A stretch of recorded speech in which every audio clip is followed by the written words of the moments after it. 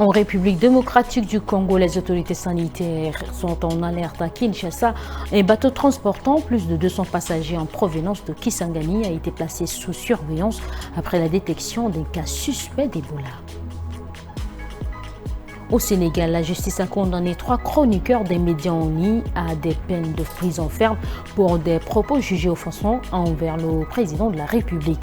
Une décision contestée par leurs avocats.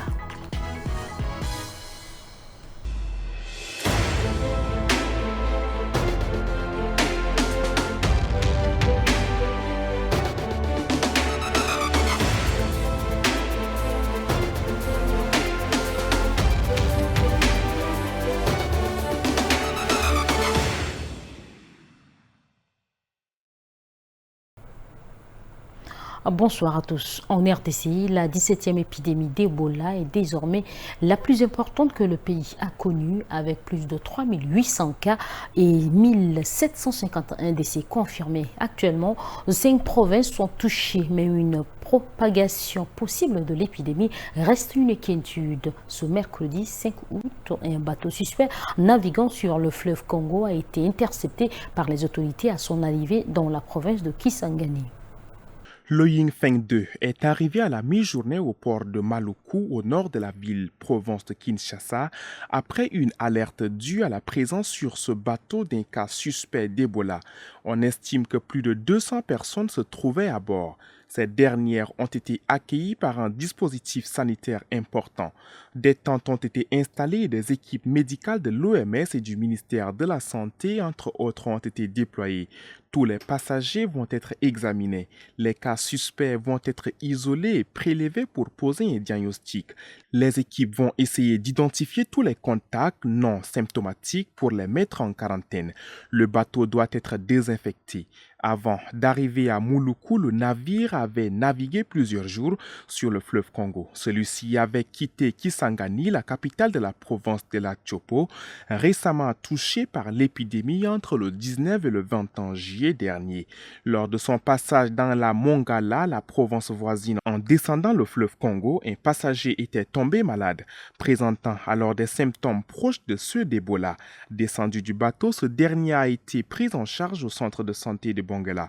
Il est décédé lors de son transfert à l'hôpital de référence de la zone de Pimou. Aucun prélèvement n'a été fait avant son inhumation, mais son tableau clinique a alerté les autorités qui ont décidé de retracer son parcours et mis le bateau sous surveillance. Pour elle, la priorité est désormais de remonter les cas, contacts de cette personne et de vérifier si certains passagers arrivés dans la province de Kinshasa présentent un profil à risque. Le navire ayant fait plusieurs escales sur le fleuve depuis la Mongala, toutes les zones où il s'est arrêté vont devoir être investiguées. 36 ressortissants de 9 pays africains expulsés des États-Unis vers le Cameroun engagent une procédure judiciaire inédite. Un cabinet d'avocats qui assure leur conseil a saisi le tribunal administratif de Yaoundé pour contester l'application de l'accord entre Yaoundé et Washington qui a permis leur transfert au Cameroun alors qu'ils étaient protégés par la justice américaine contre un renvoi dans leur pays d'origine. Ils sont aujourd'hui détenus au Cameroun. Depuis leur arrivée à Yaoundé à bord de vols américains entre janvier et mai 2026, ces migrants expulsés sont détenus dans un centre de rétention du quartier Likisono. Ils sont privés de documents, d'identité et d'un statut juridique clair. Selon leur avocat, ils sont également soumis à des restrictions de circulation. Le gouvernement camerounais a sollicité l'assistance de l'Organisation internationale pour les migrations qui peut les renvoyer vers leur pays d'origine malgré le risque élevé de persécution et de torture qu'ils y encourent. Ces personnes viennent de RDC, du Ghana, d'Angola, d'Éthiopie, de Sierra Leone, du Kenya, du Sénégal, du Zimbabwe et du Maroc. Parmi ces personnes rencontrées, il y a Emmanuel, un Zimbabwéen arrivé au Cameroun en mai dernier. Parti du Texas, il menait une vie paisible depuis plusieurs années et projetait de fonder une famille avec sa fiancée, une Africaine rencontrée sur place. Il a été arrêté alors qu'il se rendait à l'épicerie qui se trouve à côté de chez lui. Croyant qu'on l'envoyait au Ghana, celui-ci confie que le stress de ne pas savoir de quoi les lendemains sont faits est un combat quotidien. C'est difficile, nous n'avons pas de liberté de mouvement et nous sommes sans papier. Si l'OIM a réussi à rapatrier quelques déportés dans leur pays d'origine, la grande majorité ne souhaite pas y retourner par peur de représailles. La polémique se poursuit au Maroc sur le départ en vacances du Premier ministre Aziz Akanouch en pleine crise migratoire, quand plus de 70 000 personnes ont franchi pour la plupart à la nage la frontière de l'enclave espagnole de Ceuta. Cette absence du Premier ministre a beaucoup fait réagir, si bien que le roi a ordonné son retour au royaume. Le voyage aura duré moins de 48 heures. Sur ordre du roi, Aziz Akanouch a donc écourté ses congés pour faire son retour du côté de Casablanca dans la nuit du 2 au 3 août dernier. Sur le départ, juste après avoir participé à la cérémonie d'allégeance organisée à Tétouan lors de la fête du trône, le Premier ministre marocain s'est rendu en avion privé à Majorque, une île au sud-est de l'Espagne, avec de la famille et des amis, comme l'ont révélé les médias locaux. Cette absence n'est pas passée inaperçue sur les réseaux sociaux et dans les médias locaux, alors que Ceuta a connu sa plus grave crise migratoire. Les critiques fusent, mais depuis son retour aux affaires, le Premier ministre a seulement salué la baisse du taux de chômage au deuxième trimestre 2026 sur ses réseaux sociaux. Aziz Akanouch n'a fait aucune déclaration sur la situation à Ceuta, alors que l'absence de communication marocaine durant les premiers jours de la crise a été critiquée. Si certains attendent une prise de parole du Premier ministre, c'est bien le ministère de l'Intérieur marocain qui s'est exprimé publiquement, mais après 5 jours de crise. 3 chroniqueurs proches du parti PASTEF d'Ousmane Sonko ont été condamnés mercredi 5 août à des peines de prison ferme par le tribunal de Dakar. Ils ont été reconnus coupables d'offense au chef de l'État et de discours contraires aux bonnes mœurs après la diffusion d'une vidéo dans laquelle ils appelaient au malheur et à la mort de celui qui a trahi le projet du PASTEF.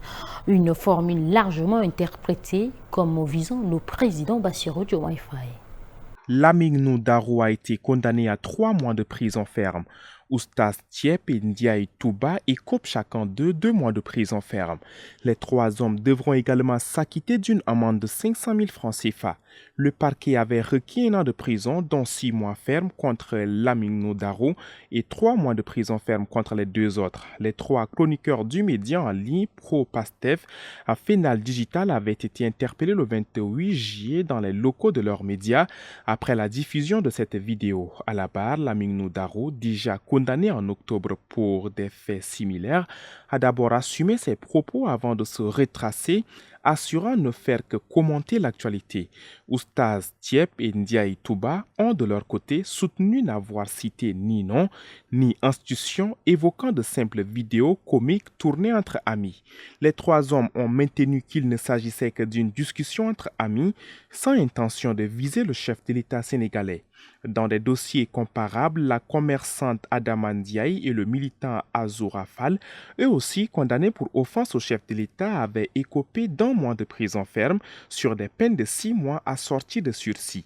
L'avocat des 3 chroniqueurs, maître Abinar Ndiaye, s'est dit à la fois surpris et déçu par cette décision, estimant que rien ne permet de retenir ou de situer une quelconque des infractions alléguées par le ministère public. Selon lui, ses clients n'ont jamais parlé du président de la République et leurs propos relevaient d'une discussion entre des amis.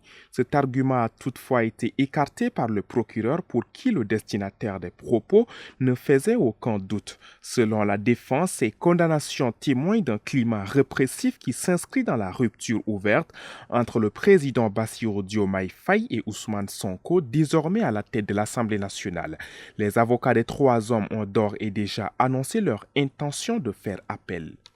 À compter du mois de septembre, le salaire des soldats nigérians sera revalorisé de 30% à 80% selon les grades. La mesure, qui intervient à quelques mois de la présidentielle de janvier, vise à soutenir l'armée nigériane qui fait face à une grave crise sécuritaire. C'est un geste pour encourager les forces armées. Au Nigeria, le gouvernement vient d'annoncer une augmentation salariale des militaires qui interviendra au mois de septembre et qui portera leur masse salariale annuelle à 924 milliards de naira, près de 600 millions d'euros, contre un peu plus de 400 millions actuellement. Quelques 250 000 soldats sont concernés par cette revalorisation qui ne sera pas la même selon leur grade, alors que les généraux bénéficieront d'une hausse de salaire de 30%. Cette dernière sera de 50% pour les militaires occupant un rang dans la hiérarchie allant de celui de colonel jusqu'à ceux de sous-officiers supérieurs. Quant aux moins gradés, ils verront leur salaire d'environ 100 000 naira, moins de 80 € presque doublé.